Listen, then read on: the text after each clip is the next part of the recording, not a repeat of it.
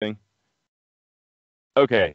Well, let's go to Purl, because I know you have something you want to say about Purl. Um, Yes, I. so uh, this was interesting. This week, Pixar released a short from Pixar Spark Shorts. It was something they launched in January. And president of Pixar Animation Studios, Jim Morris, said the Spark Shorts program is designed to discover new storytellers, explore new storytelling techniques, and experiment with new production workflows.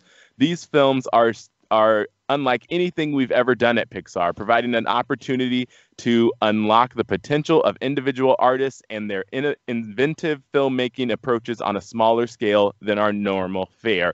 Now, Pearl was going to be the first of 3 that we knew about. It is now the first of 6. It's directed by Kristen Lester and produced by Gillian Libert Duncan. And it basically features a ball of yarn named Pearl who gets a job in a fast-paced, high-energy, brotastic startup. It's called Bro. And it says yarny hijinks ensue as she tries to fit in, but how far is she willing to go to get the acceptance she yearns for? Which, I mean, they're just missing the pun there. The acceptance she yarns for. Uh, uh, um, all right. So, Cameron, talk to me a little bit about this short when you saw it. Tell me, actually, you just give me your feedback on it, because I think it's interesting. This comes after John Lasseter. It's interesting that this is not kid safe, and it's very interesting that they have a Disney Plus tag on the end there. So go ahead, give us your thoughts, Cameron. I think it's a great short. I think it really, kind of highlights the issues that are in the workplace. I really wish that they had I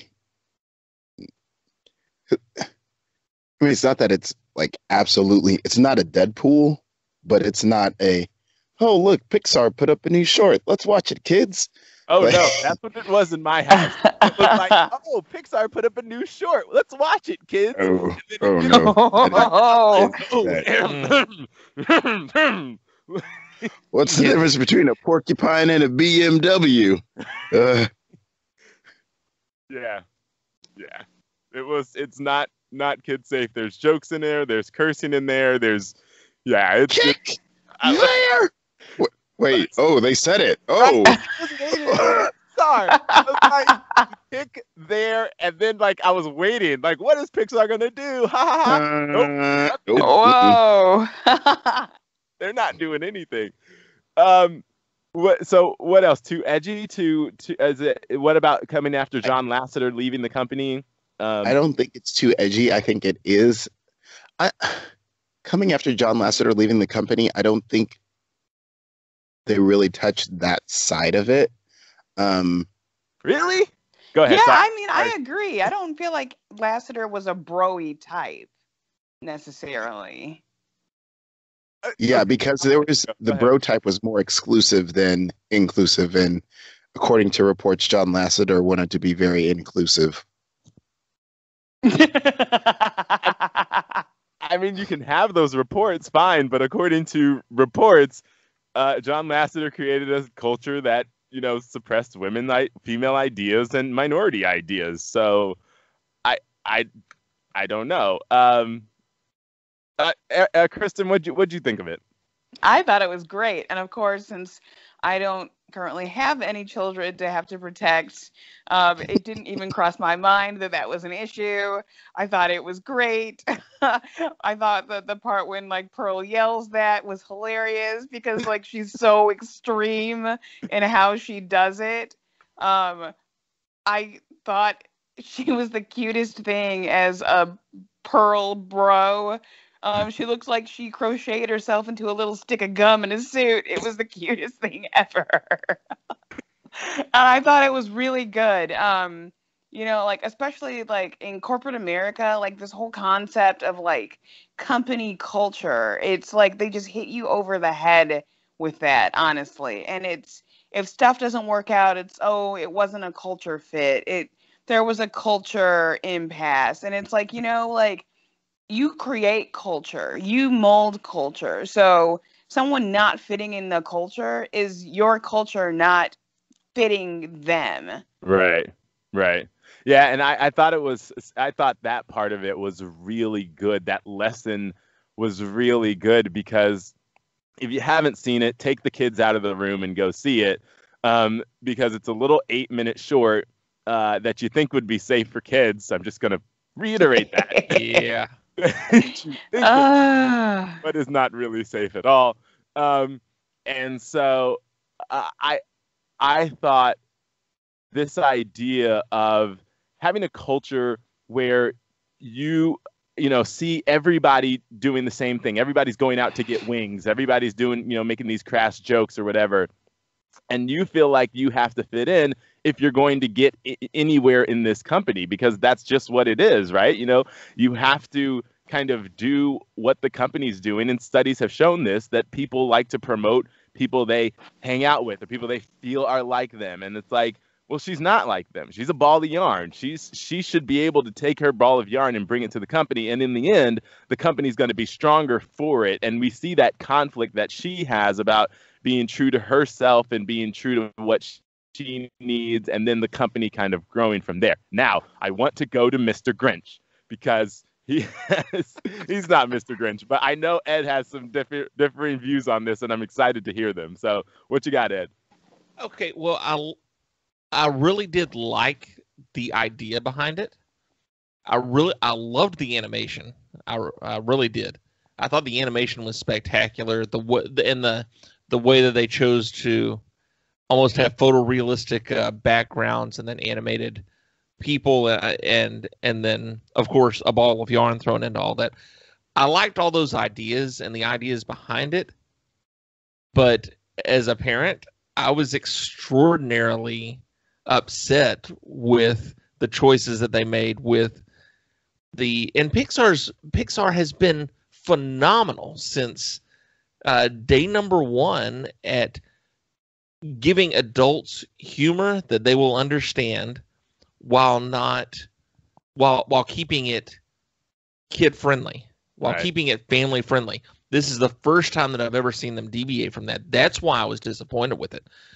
Because like you said, it's a Pixar short. You're gathering the family to come watch this, and this is not family friendly. I mean, honestly, the vomiting up the yarn reminded me of something right out of what's that stupid puppet movie that Jim Henson's rolling over in his grave about? The one that came out with. Oh yeah. That's the first thing that came to my mind, and I thought that's really beneath Pixar. I mean that humor is beneath what Pixar has always been about. So it wasn't the subject matter. I thought it was done very well, but Pixar has always been so very clever at delivering messages. That could have been done a whole lot better, and that's where my disappointment came in. Yeah, I mean, I think I don't want to get the two things confused, because I think you make a good point, right? Like, I think it's important that this came from a female team. I think it's important that they had a female perspective come to, what traditionally has been a male voice. I think it's great that they had this, this particular short start off the Pixar Sparks Shorts series that's going to be on DisneyPlus.com. And if you want more information about Disney Plus launching, just go to DisneyPlus.com and sign up for it, which I did as soon as this was over. But I think there needed to be a warning. And I will, because we talk about it, in our little text chat about, oh, well, we should watch this, and oh, I like this, but we don't really say what we like or dislike about it. So I'm glad you have that perspective, Ed, because I wish there was a warning that it might not have been kid appropriate, because I'm fine with them taking it up to a different level. If they want to put this on Disney Plus and it goes on the adult side of Disney Plus, I'm perfectly fine with that. I just need that warning. It's rare, because we're so deep down the rabbit hole. It is very rare that we get surprised by Disney, or Pixar. Like, it's very rare. And this was one of those moments where I felt like probably some other people felt, going into Deadpool or something like that. Like, Right, absolutely. it's like, 'cause literally we were all in the kitchen and I was scrolling by and I was like, I've been seeing this short all week, just never had time to watch it, but the girls are here, let's watch it. My 3-year-old daughter, Oh, she's boy. like, let's watch it. Yeah, exactly. Oh. So, yeah, it's that sort of thing. But I don't know. I part of it takes me to this quote that we got from Bob Iger. They had their investors call this week, and they were talking about how whether or not Disney will continue in the R-rated Deadpool franchise, and Iger said, "We will continue in that business. There's certainly popularity with those types of films." He said they have to be carefully branded, so we're not in any way confusing the consumer, and that's probably yeah. That's probably what I would go back to. Make sure you're doing that branding, because if you were trying some sort of branding with this one, I think it failed. Yeah, the only branding was at the end afterwards. Like, catch more stuff like this on Disney Plus. Right, exactly.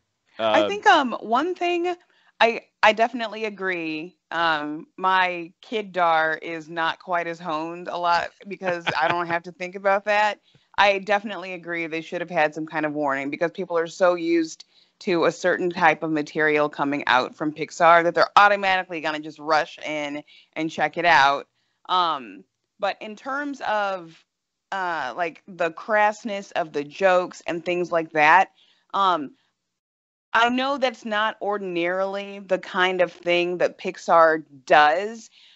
I thought that was a purposeful choice by the people that were on the team behind this, because when you are like a female or a minority in the workplace, a lot of the stuff that happens, I mean, like, one, some of this stuff does happen in some people's workplaces. Right. But the other thing that happens is a lot of microaggressions, and that's stuff that people, it's almost like it's not big enough to capture on film as a thing that is recognizably like not cool to people. So I feel like they had to be more in your face and obvious with the kind of violations and othering that Purl felt here.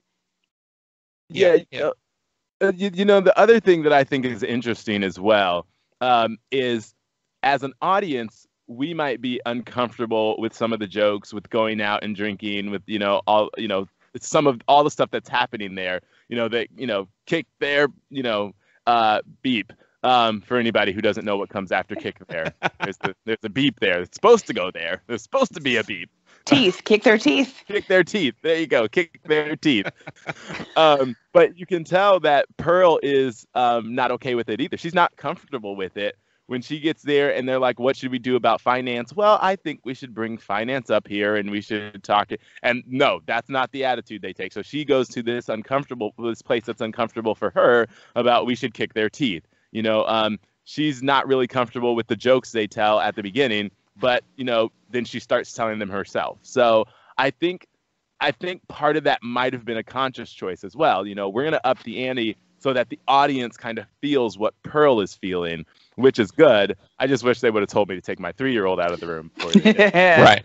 But right. Maybe she doesn't know what porcupine pricks are. So, and I'll tell this for anybody at Pixar or anybody, their kids are repeating machines. It doesn't matter if they know what it means. What matters is that they repeat it in the grocery store, in front of grandma, in front of, everybody. You're taking them around in your office and they're like, hey, you want to know what? And your boss is sitting there like, what? I think we should kick there. Yeah. Like, where'd they learn that? What type of parent are you? Like, was it? Now let's go out for drinks. Right? Like,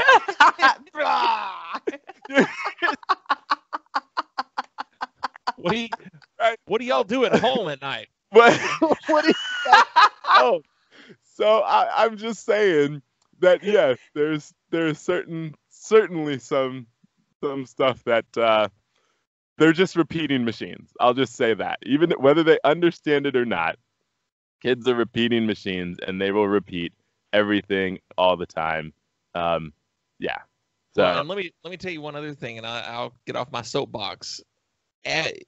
For this to be the first thing that we've seen a Disney Plus logo for, this does not necessarily promote what I would consider to be the stuff that I want to put my kid in front of the TV and let them watch without That's quite having to worry about it. right. I want to be able to get Disney Plus because I want my kids and my family to be able to watch something, and I want to feel safe about it.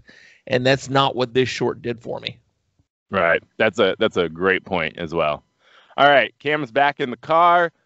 So we're gonna talk a little bit about racist Mary Poppins. Wait.